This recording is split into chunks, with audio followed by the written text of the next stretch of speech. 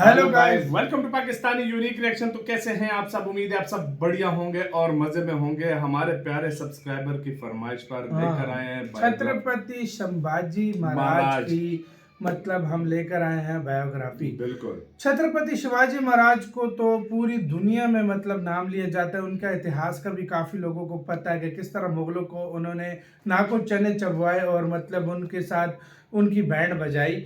लेकिन संभाजी महाराज जो कि इनके सबसे बड़े कहते हैं बेटे थे, इनकी काफ़ी कम लोगों को स्टोरी पता है। तो आज हम भी इनके बारे में प्रॉपर जानेंगे, क्योंकि हमें काफ़ी सब्सक्राइबर्स अपने बोल रहे थे और एक स्पेशल भाई वो तो हमें हमेशा बोल रहे थे कि इनके बारे में लेकर आओ, आप लोगों को घूस बम्स मिल जाएंगे। तो देखते हैं संभाजी महाराज कितने एक महान इंसान थे, कितने एक महान योद्धा थे, कितने एक मतलब कहा जाता है महान किस्म की योद्धा थे। इनके बारे में इनकी क्या अचीवमेंट्स है सारा कुछ आज इस वीडियो के अंदर देखेंगे। काउंटडाउन करते हैं, स्टार्ट। ओरिजिनल वीडियो का लिंक मिल जाएगा डिस्क्रिप्शन। आज से 400 साल पहले दिल्ली की सत्ता पर मुगल सुल्तान औरंगजेब की हुकूमत थी। क्रूरता, कट्टरता और हैवानियत का जीवंत चेहरा औरंगजेब संपूर्ण भारत पर मुगलिया हुकूमत का झंडा लहराने को बेताब था। उत्तर को जीतने के बाद औरंगजेब की विशाल बर्बर सेनाएं दक्षिण भारत को विजयी करने निकली, पर दक्षिण में उसकी राह का सबसे बड़ा रोड़ा थे छत्रपति शिवाजी, जिनके जीवित रहते औरंगजेब कभी दक्कन में पांव न धर सका। पर ईस्वी सन 1680 में शिवाजी राजे की मृत्यु के बाद औरंगजेब की दक्षिण विजय की चाहते फिर से जागी और उसने अपनी पूरी फौज दक्कन में उतार दी। पर इन्हीं संकट के काले बादलों के बीच महाराष्ट्र की धरती पर हिंदुत्व की एक चिंगारी ने जन्म लिया, जिसने मुगलों पर ऐसा कहर बरपाया कि दक्कन सहित संपूर्ण भारत मुगलों के खौफ से आजाद हो गया। ये महागाथा है एक ऐसे फौलादी जिगर वाले हिंदू राजा की, जिसने 25 सालों तक औरंगजेब से इतने युद्ध लड़े कि औरंगजेब का उठना बैठना, जीना खाना, सुख चैन सब मुश्किल कर दिया। परंतु जब यह वीर योद्धा औरंगजेब की पकड़ में आया तो औरंगजेब ने इस वीर को ऐसी दर्दनाक मौत दी कि स्वयं मृत्यु के देवता भी कांप उठे। तो आइए आज मैं आपको सुनाता हूँ वीरता की वो भैरव कहानी, जिसको सुनकर गीदड़ भी शेर बन जाए। रोबीला अंदाज, हाथ में भवानी और तिलकधारी मस्तक वाले उस हिंदू योद्धा का नाम था छत्रपति संभाजी महाराज। पर आखिर कौन थे छत्रपति संभाजी महाराज, जिन्हें इतिहास के पन्नों में हिंदू वीर के नाम से नवाजा गया? हिंदू वीर महाराष्ट्र की धरती से हिंदू हुकूमत का बिगुल फूंकने वाले छत्रपति संभाजी महाराज एक अजयी प्रतापी योद्धा थे। वो एक बवंडर था जिसने 9 सालों में 120 लड़ाइयां लड़कर मुगल हुक्मरानों की सत्ताएं हिला दी। वो परम स्वाभिमानी शिव भक्त था, जिसकी भुजाओं के प्रताप से दिल्ली की सल्तनतें सहम उठी। 60 किलो की तलवार लेकर वो रणभूमि में उतरता। 13 साल की उम्र तक 13 भाषाओं का ज्ञान था उसे। शस्त्र शास्त्र का वो प्रकांड पंडित था, जिसने हिंदुओं के लिए कई शास्त्र लिख डाले। उसके खूंखार 20,000 योद्धा उसके एक इशारे पर मुगलों की सेना में मातम पसार देते। वो खुला घूमने वाला खूंखार हिंदू राजा था, जिसने गोवा से पुर्तगालियों को उजाड़ डाला। बीजापुर और गोलकुंडा के सुल्तान उसकी तलवार के आगे खामोश रहे थे। जंजीरा के सिद्धियों को वो अपनी तोप के निशाने पर रखता और औरंगजेब को अपनी जूती पर। परंतु अपनों की गद्दारी के कारण अंततः ये वीर औरंगजेब की पकड़ में आया, जिसके बाद औरंगजेब ने बड़ी बेरहमी के साथ उसका हाथ काटा, पैर काटा, जीभ काटी, आंखें फोड़ी, खाल उतारकर मिर्ची भरी और उसके शरीर के टुकड़े टुकड़े कर दिए। पर फिर भी वो झुका नहीं। तो आइए आज हम डिमांडिंग पंडित के साथ परिचित होते हैं उस वीर मराठा छत्रपति संभाजी महाराज के सच्चे अनसुने इतिहास से। उम्मीद है आप इस वीडियो को लाइक जरूर करेंगे। तो चलिए शुरू करते हैं। ईस्वी सन 1680 में छत्रपति शिवाजी महाराज के स्वर्ग जाने के बाद संभाजी महाराज को उनकी सौतेली माता सोराई बाई ने पन्हाला किले में घेर लिया, ताकि वो राजा न बन सके और सोराई बाई का बेटा राजा बन जाए। परंतु अपनी सौतेली माँ के इस षड्यंत्र की भनक पड़ते ही शेर के उस शावक ने पनहाला के कैद खाने की दीवारों को फांद कर पनहाला गढ़ पर अधिकार जमा लिया और स्वराज के गद्दारों के मस्तक उतारने की सौगंध खाते हुए शंभू राजे ने राजधानी रायगढ़ की तरफ कूच कर दिया। भोर के पहले पहर में यम गर्जना करता हुआ संभाजी का सैलाब राजधानी रायगढ़ में उतरा और हुकूमत पर अपनी विजय का भगवा तान दिया और 20 जुलाई सन 1680 को पूरे वैदिक मंत्रों के साथ हिंदू हृदय सम्राट छत्रपति संभाजी महाराज राजगद्दी पर बैठे।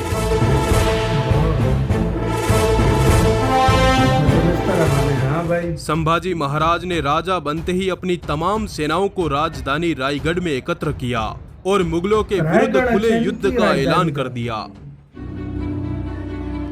ईस्वी सन 1681 की मध्य रात्रि को संभाजी महाराज ने अपनी तमाम सेनाओं के साथ बुरहानपुर पर धावा बोल दिया, क्योंकि बुरहानपुर वो शहर था जो औरंगजेब की दूसरी राजधानी था।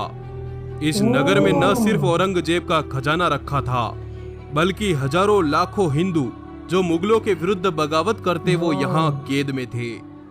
रात्रि के घोर सन्नाटे में मराठों ने इस इलाके पर सामूहिक रूप से भयंकर धावा बोला। संभाजी महाराज के नेतृत्व में मराठों ने यहाँ पर तैनात मुगलों को काटकर पूरे नगर पर कब्जा कर लिया। शंभू राजे ने इस किले से औरंगजेब का खजाना लूटकर पूरे किले को धराशायी कर दिया।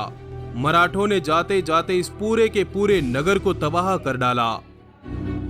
मराठों के इस पराक्रम से औरंगजेब गुस्से से तनतना उठा और उसने अपने सबसे बेहतरीन सेनापति हुसैन कुली खां को एक बड़े लश्कर के साथ मराठों की धरती पर उतारा।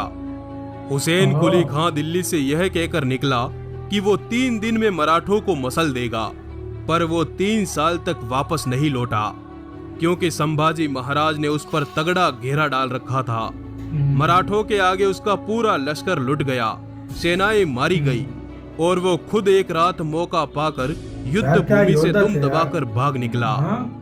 इस प्रचंड जीत ने संभाजी महाराज को रातों रात दक्कन का सूरमा बना दिया, पर यह बात औरंगजेब बर्दाश्त नहीं कर पाया और उसने मात्र 1 महीने बाद खान जहां बहादुर को 1 लाख सैनिकों के साथ सतारा में उतारा।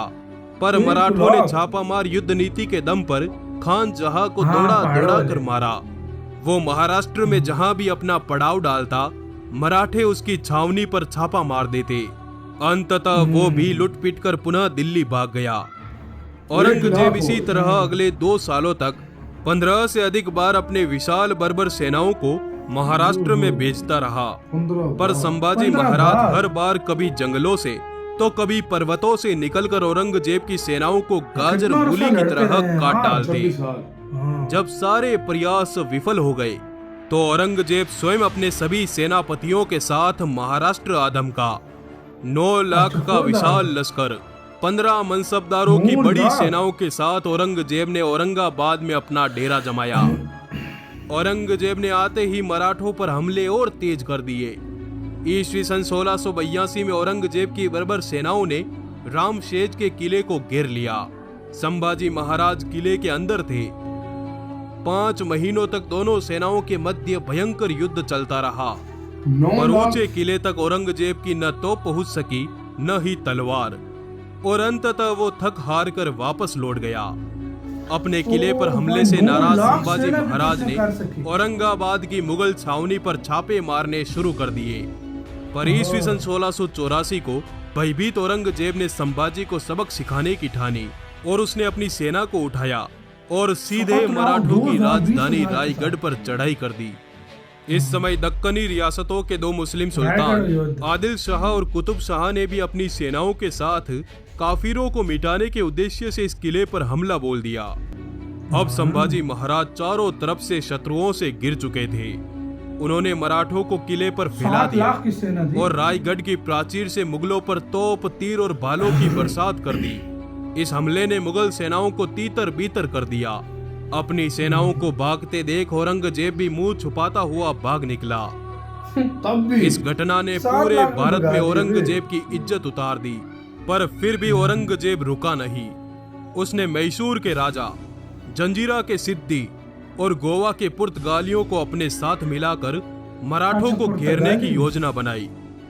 पर संभाजी महाराज को इस बात की भनक लगते ही उन्होंने गोवा पर धावा बोल दिया। गुस्से से लबरेज मराठे नंगी तलवारों के साथ गोवा की धरती पर उतरे और एक एक कर गोवा के किलों पर भगवी ध्वजा चढ़ाना आरंभ कर दिया। संभाजी महाराज ने गोरों की चमड़ी उधेड़ दी। बॉम चर्च के बाहर खड़े संभाजी महाराज ने जैसे ही अंग्रेजों के विरुद्ध महादेव का युद्ध घोष किया कि तभी पुर्तगाली सेनापति फ्रांसिस्को गिड़गिड़ाता हुआ शंभू राजे के कदमों में बैठ गया और औरंगजेब से दूर रहने का वचन दिया। इधर औरंगजेब पागलों की तरह 9 सालों तक संभाजी महाराज के पीछे घूमता रहा, पर संभाजी महाराज एक काल की भांति उसकी सत्ता पर मंडराते रहे। अतः जब औरंगजेब खुले मैदान में संभाजी महाराज से नहीं लड़ पाया तो उसने संभाजी महाराज के घर के भेदी का पता लगाया, जिसमें संभाजी महाराज के साले गणोजी शिर्के का साथ औरंगजेब को मिला। गणोजी ने संभाजी महाराज के पल पल की खबर औरंगजेब तक पहुंचानी शुरू कर दी। ईस्वी सन 1689 को संभाजी महाराज संगमेश्वर में थे। वे जनता की समस्याएं सुन रहे थे और इस समय उनके पास मात्र 500 सैनिक थे। ये सूचना गणोजी शिर्के ने औरंगजेब को दे दी, जिसके बाद औरंगजेब ने अपने सेनापति मुकरब खान को मात्र 6000 सैनिकों के साथ इस दिशा में भेजा और अपनों की गद्दारी के कारण अंततः शेर का शावक मुगलों के घेरे में आ गया। यहाँ एक युद्ध हुआ और संभाजी महाराज और उनके पक्के मित्र कवि कलश को पकड़ लिया गया। 9 सालों से खुन्नस खाए बैठे औरंगजेब के आदेश पर संभाजी महाराज और उनके मित्र कवि कलश को ऊंट पर उल्टा लटकाकर पूरे शहर में घुमाया गया और फिर इन दोनों को औरंगजेब के सामने हाजिर किया गया। औरंगजेब ने संभाजी महाराज से 3 चीजें मांगी। पूरा मराठा राज्य मेरे हवाले कर दो और मेरे गुलाम बनकर राज करते रहो। मेरे किलों से जितना भी सोना और खजाना लूटा मुझे वापस कर दो। और तीसरा, हिंदू धर्म छोड़कर इस्लाम अपना लो। पर शंभू राजा ने औरंगजेब की एक भी शर्त को मानने से इनकार कर दिया, जिसके बाद औरंगजेब ने क्रूरता का वो वहशीपन दिखाया। दोनों वीरों को जेल में बंद कर दिया, पर उन्होंने अन्न जल का त्याग कर दिया, जिस पर क्रूर वहशी औरंगजेब ने उन दोनों के नाखून उखाड़ने शुरू करवाए, आंखों में मिर्ची डालकर पानी के लिए तरसा दिया और फिर जलती हुई सलाखें उनकी आंखों में घुसा दी, जिसके बाद उनके हाथ और पैरों की उंगलियां काटी गई, बालों को खींचकर उखाड़ दिया और फिर धीरे धीरे उनके शरीर की खाल उतारनी शुरू की। उनकी जीभ काट दी गई। ये सब लगातार 40 दिनों तक चलता रहा। हर रोज उन दोनों के शरीर का एक एक अंग काटा जाता, पर शंभू राजे झुका नहीं और अंत में उनके शरीर के टुकड़े टुकड़े कर फेंक दिया गया। पर आज हम हमारे इन वीर सपूतों को भूल चुके हैं। हमारे वीर सपूतों की इस कुर्बानी को जन जन तक पहुंचाए। आपका हृदय कहे तो इस वीडियो को लाइक करें। आपका आभार, धन्यवाद। जुड़े रहिए। भाई साहब क्या वीर थे। 26 साल तक मुख्तलिफ युद्धों में हिस्सा लेता रहा। 10, 12, 15 साल तो औरंगजेब की नाक में दम किया रखा। नाक में दम रखे रखा और आखिरकार क्या गद्दारी की वजह से, गद्दारी की अपने साले की वजह से। इस तरह औरंगजेब इसको सीधे तरीके से नहीं पकड़ सका कि भाई मैं अपने गद्दारी को 9 लाख फौज लेकर आए, 60,000 फौज के सामने हार गया। षड्यंत्र करके भाई, षड्यंत्र करके 60,000 फौज के सामने हार गया। 20,000 वो 7 लाख और से 20,000 उसके डर कर बड़े बड़े युद्ध किए, नहीं जीत सका। और गद्दारी कहते हैं कितनी गंदी चीज है। कहते हैं 60 किलो की तलवार से वो लड़ता था। भाई क्या योद्धा थे। पहले औरंगजेब उनके फादर को नहीं हरा सका। हाँ, फादर की डेथ के बाद, हाँ मतलब फादर छत्रपति शिवाजी महाराज की डेथ के बाद फिर भाई साहब इनके बेटे ने। अच्छा, पुर्तगालियों को गोवा इसलिए वो कब्जा लिया था उनसे कि मतलब वो आ रहे थे, सारा कुछ उनको भगाया और उनसे माफी मंगवाई। भाई यार मेरे पास वर्ड्स नहीं है सच में यार, मेरे पास भी वर्ड्स नहीं है जिस तरीके क्या से वीर। और उनके फ्रेंड भी जो थे वो भी देखो ना, क्या योद्धा था सच में यार। उसके दोस्त को दोनों को उसने मार डाला, लेकिन उन्होंने गुलामी कबूल। वही कहते हैं गद्दारी जो है ना वो बहुत गंदी चीज। सही बात है, सही बात है। और गद्दारी देखा, वो गद्दारी वो उसने की तब पकड़ सके, नहीं तो कायरता के साथ पकड़ा। औरंगजेब ने सामने से नहीं पकड़ पकड़ सके, सके। तो इसको कहते हैं भाई पावर, क्या योद्धा थे, क्या जैसा बाप वैसा बेटा भाई। बिल्कुल। तो आपका क्या इसका कहना है, अपनी राय बताना, अपना बहुत ही ज्यादा ख्याल रखना। तो यार